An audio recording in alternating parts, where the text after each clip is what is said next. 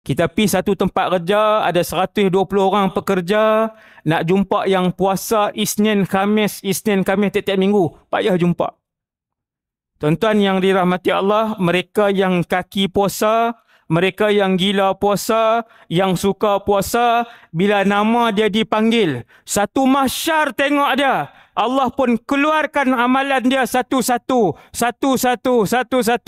Ketika dia sedang menjawab amalan-amalan dia, datang makhluk yang bernama puasa. Dia kata, Rabb, mana'tuhu at-ta'ama wasyahawati bin nahar, fasyafi'ni fi. Puasa mai. Macam mana rupa bentuk puasa, wallahu a'lam. Nanti di mahsyar tuan-tuan akan melihat puasa. Kita akan tengok bentuk pahala, kita akan tengok bentuk dosa, seketui-seketui.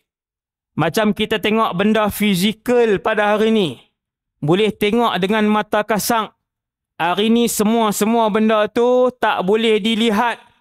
Di mahsyar pahala dilihat, dosa dilihat, sedekah dilihat, puasa dilihat, bahkan Quran diwakili oleh sesuatu yang datang. Bila orang yang suka puasa dengan syarat dia tidak mensyirikkan Allah, ingat dua syarat. Siapa rajin ibadat, ingat, tak rajin semua ibadat tak apa.